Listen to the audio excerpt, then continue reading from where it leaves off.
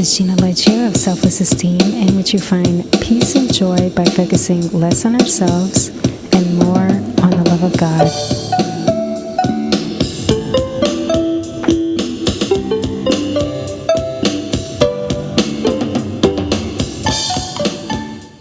Today's episode is how to raise children who feel loved and connected. If you missed the interview I had last week with Authority Magazine by author Udi Guggenheimer, you can check it out on medium.com, or you can listen to today's podcast episode and I'll read it for you. It says, parenting is challenging. We all try so hard to give our all to our children. We desperately want them to feel loved and connected, but somehow there's often a disconnect. Perhaps it's a generational thing, or that we don't seem to speak the same language as our children, or just all of the disconnection that our kids are dealing with in today's frenetic world. What are steps that parents can take to help their children feel loved and connected? And talks about Gina Leggio is a licensed marriage and family therapist and owner of Selfless Esteem, which provides online therapy in California, Texas, and Louisiana. Before we dive in, our readers would like to get to know a bit about you.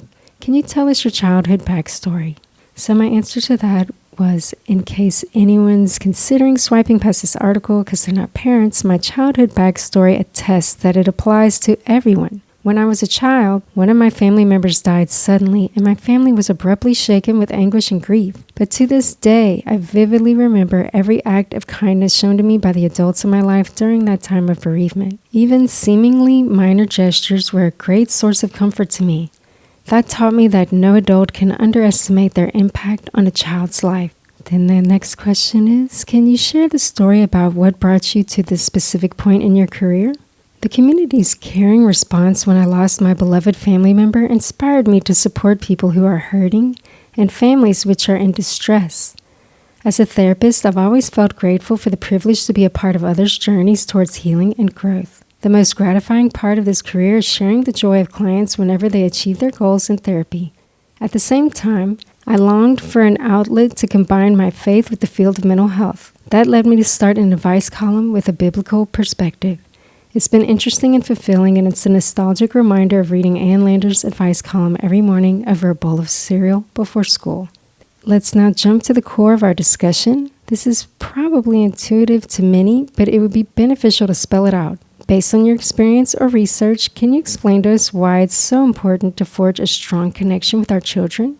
Connections contribute to the formation of a person's identity. In my experience providing mental health services to gang members in juvenile hall, I learned that one of the reasons for their loyalty to the gang is because their identification with the gang increased, as the gang built a strong connection with them by meeting their needs and desires. Similarly, children become attached to their parents as their needs are met, and the parent-child relationship shapes the child's view of themselves and others. This concept is part of the attachment theory, which is based on John Bowlby and Mary Ainsworth's extensive research of parents and children. Attachment theory describes 4 attachment styles and proposes that the development of an attachment style depends on the manner, frequency, and extent to which the primary caregiver meets the child's needs starting in infancy. For better or worse, each attachment style establishes a pattern for future relationships, affects the child's ability to regulate emotions, and influences their thoughts about themselves and others. According to research, the attachment style perpetuates from generation to generation. For these reasons, forging a strong connection with our children is extremely important. What happens when children do not have that connection or only have a weak connection? A weak connection can cause children to doubt their parents' love and blame themselves for being unlovable or inadequate in some way. Children whose parents didn't consistently meet their needs, for example, comfort them when they cried, may have difficulty identifying and regulating their emotions. Consequently, they may overreact or dismiss their feelings, and they're prone to having dysfunctional relationships and unhealthy behaviors such as self-neglect. The reverse isn't always true. Those behaviors don't necessarily indicate that a person has had an insecure attachment with their parents. Other factors could be neurological issues, mental health problems, life stressors, and/or exposure to trauma. Even so, people who have experienced this secure attachment to their parents are typically more able to cope than people who have experienced an insecure attachment. Do you think children in this generation are less likely to feel loved and connected? Why do you feel the way you do? The broad assumption may be that children of this generation are less likely to feel loved and connected because of remote communication through social media, texting, and video games, and because of very little interaction in the home while every family member is looking at a screen and wearing earbuds. However, I think children in this generation have more advantages than disadvantages. On average, fathers are spending more time taking care of their children than ever before, and couples have fewer children than previous generations, hence more time and attention available for each child. Moreover, parenting education and child and adolescent psychology have progressed, and laws have been enacted and enforced to protect children. A theory I have is that, in general, parents are reflective of their own upbringing and at least intend to give their children what they think they lacked in their own childhood, whether or not they actually follow through. Having worked with families involved in the foster care system, I noticed that whenever people repeated the mistakes of their parents, they usually did so with reportedly less frequency and intensity, ranging from slight to significant differences. If that's true for most families, then parenting has improved overall in society because of incremental growth compared to prior generations within each family tree. We live in a world with incessant demands of our time and attention. There is so much distraction and disconnection. Can you share with our readers 5 steps that parents can take to help their children feel loved and connected? Number 1, prioritize child rearing. I agree that there are incessant demands for parents' time and attention, but some of those can be decreased, such as movies, novels, hobbies, volunteer opportunities, and social media to make more time for their kids. In addition, parents may notice that they have less time to maintain the same frequency of contact with friends and extended family members after having children. When kids move out of the house as adults, parents can allot more time for those interests again. Prioritizing child rearing means putting our children's needs above our own. This is obvious regarding physical needs, for example, foregoing sleep to feed a newborn, but emotional needs are more subtle. For example, resisting the temptation to respond to personal text notifications while they're talking to us. The goal is to increase awareness of their emotional needs and overcome obstacles to meeting those needs. Carefully choosing our words and being a positive role model are essential. This requires effort, but part of prioritizing child rearing is sacrificing comfort and familiarity. Another aspect of prioritizing child rearing is lowering standards of tidiness while children live at home. This frees up time and energy for building relationships. Likewise, avoid burdening them with more chores than they can handle for the sake of an immaculate house. Whenever my family and I would have guests over, I would quip, "I'd apologize for the mess, but this is actually clean by our definition." Nonetheless, prioritizing child rearing doesn't mean martyrdom. Be sure to use your support system and take breaks. This especially applies to parents whose children have a disability causing them to be dependent on their parents' care all their lives. Number 2, the golden rule. Treat them how you want to be treated. For example, correct them patiently, not rudely. And although your words may be appropriate, like, "Next time, please remember to bring home your jacket from school," your tone of voice, facial expression, and body language may insinuate a message like, "How stupid of you." So, try your best to keep that in check when talking to them. Another example would be the way in which children are picked up from school or play date. While enjoying some time with friends or some quiet time alone, you wouldn't want someone to hastily interrupt you and rush you to collect your belongings. If you aren't doing so already, allow them to have some closure and help them with the transition as much as possible, given any time constraints. Number 3, create structure and be consistent. Sometimes parents act on their emotions. For example, they punish a child when they're feeling fed up with a certain behavior, yet they excuse the same behavior when they're too tired to deal with it. This confuses children. Or they resort to yelling. On the other hand, when parents clearly communicate the rules and consequences in advance, they can discipline objectively. And because their children know what the consequences are beforehand, they're less likely to take it personally. Also, the rules should be appropriate to the child's developmental level. And parents should set them up for success in terms of obedience as much as possible by helping them develop the necessary skills and by getting support as needed, such as a mental health professional or a certified parenting coach. Most importantly, discipline must be tempered with love. Number 4, laugh with them and play with them. If there's no time for games or make-believe on any given day, then spontaneously be silly. For instance, talking in a funny voice with them can make mundane tasks entertaining. Not only is playing with your child fun, but it also promotes their cognitive, emotional, and relational development. Number 5, cherish them. Kids naturally compare themselves to others, and they want to feel special. Point out their strengths and their superpower, which is something unique and endearing. And don't let a day go by without expressing your love to them through your words and actions. The list goes on, but those 5 steps can make a big difference. How do you define a good parent? Can you give an example or story? A good parent has such positive regard for their children that they speak respectfully about them to others. They may bring up frustrating challenges for the purpose of seeking help, guidance, and encouragement, but they don't complain resentfully about their children because they understand that their kids' behavior is due to their developmental level.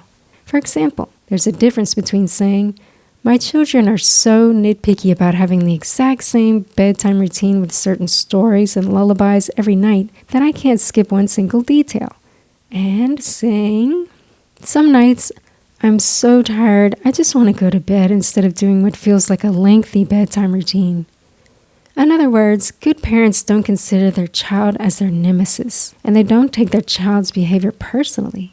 Plus, when they describe their children warmly and graciously to others, their children sense their parents' delight in them and feel treasured. Additionally, a good parent can find humor in minor mishaps and maintain hope in major dilemmas. Doing the opposite doesn't imply that someone's a bad parent. It means there's room for growth regarding having realistic expectations of the child's behavior according to their developmental level and any neurodivergence. Furthermore, making efforts to improve these techniques is a sign of a good parent. Along those lines, my recommendations to parents are the following: consulting with their child's pediatrician about behavior concerns, and calling to mind their own irrational thoughts and behavior during childhood and adolescence to increase compassion and understanding. Lastly, I appreciate that the question is about a good parent, not a perfect parent. A wise preschooler once told me, "Everyone makes mistakes," which was adorable because they were evidently trying to say everyone makes mistakes. Indeed, we all make mistakes. What matters is demonstrating the process of apologizing, learning from our mistakes, forgiving ourselves, and trying again. I've observed that children follow this example, and the bond is paradoxically stronger than if there were never a rupture in the relationship, because it shows your children that your love for them transcends any incidents. How do you inspire your child to dream big? Can you give an example or story? The future can be quite intimidating for some kids. To explain further, dreaming big could seem daunting for children who feel insecure due to a weak connection with their parents. They may perceive that their parents' approval is contingent on future achievements, and so they may feel pressured to earn it through success.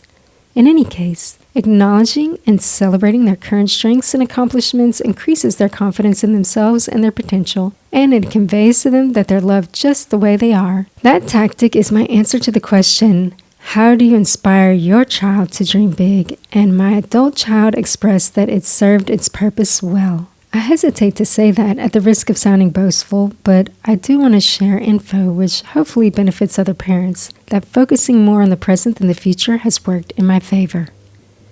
How would you define success when it comes to raising children? My definition of success when it comes to raising children would be the point when children have internalized their parents' statements about their positive traits and their parents' statements of reassurance during stressful moments. Then the children are more equipped to comfort and motivate themselves during tough times with the same uplifting words of consolation and encouragement they had heard in their parents' gentle, loving voice on a regular basis. This is a huge topic in itself, but it would be worthwhile to touch upon it here. What are some ideal social media and digital habits that you think parents should teach to their children? Yes, it's a huge topic because it also entails internet safety and digital footprints. And it continues to evolve as technology advances, so I've been attending trainings ongoingly to stay updated. Being proactive with parental guidance by keeping communication lines open, monitoring use, explaining how perfectly created content misrepresents reality, and role modeling are crucial as youth receive their first device and open their first social media accounts. Now, to answer the question about what the ideal social media and digital habits are, I think it's best when the family determines that together. Inviting the youth to participate in the decision-making process can help them feel heard and create more buy-in. And having a family meeting emphasizes the importance of it. Discussing which apps and programs will be used and what needs and desires they fulfill is the first step. Then, explore other activities that meet those needs. Factor those into the schedule as well as homework, chores, family time, volunteering, etc. What's left is how much time could potentially be used for technology use. Then, the youth can suggest ideas about the amount of time and the consequences they think would be fair. Remember to discuss breaks from eye strain, sedentary positions, and tech-induced stimulation. A contract clarifies and finalizes the plan, and there are helpful templates on the internet as well as tips on how to conduct a supportive and constructive family meeting. Then parents should set a date for another family meeting to assess how it's going and adjust the plan as needed. What are your favorite books, podcasts, or resources that inspire you to be a better parent? Can you explain why you like them? My favorite parenting podcast is the Autism ADHD podcast by Holly Blanc Moses, who calls herself the mom neurodivergent therapist because she uses her education and experience with her own neurodivergence and neurodivergent children to share practical tips on how to support children with ADHD and autism at home and school. My favorite parenting book is The Way of Play, Using Little Moments of Big Connection to Raise Calm and Confident Kids by Tina Payne Bryson, PhD, and Georgie Wizin Vincent, LMFT, because it has 7 insightful strategies for using unstructured, child-led play to bond with children and promote child development. Regarding resources, the Parent Project has provided parenting classes for over 30 years for managing difficult and out-of-control behaviors for youth ages 5 and up. Because the class is in a group setting, one of the benefits is feedback from other parents. And the internationally recognized Positive Parenting Program, better known as Triple P, has informative articles, pre-recorded courses with interactive modules for parents of all ages of children and more. Can you please give us your favorite life lesson quote? Can you share how that was relevant to you in your life? Because I lean on my faith, my favorite life lesson quote is, "Trust in the Lord with all your heart and don't lean on your own understanding. In all your ways acknowledge Him, and He will make your path straight." That's Proverbs 3, verses 5 and 6. Knowledge and experience are valuable, but insufficient compared to God's omniscience.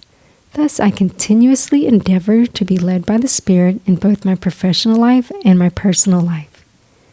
You are a person of great influence. If you could inspire movement that would bring the most amount of good to the most amount of people, what would that be? You never know what your idea can trigger.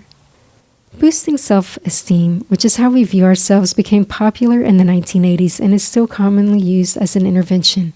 But it can be problematic because our perceptions of our characteristics, appearance, and performance fluctuate. I named my business Selfless Esteem because I think it's healthier for us to get off the roller coaster of constant self-evaluation and instead cultivate unconditional self-love and invariable self-worth. Therefore, I'd inspire a selfless esteem movement to reduce insecurity and increase joy, peace, and freedom from anxious self-consciousness.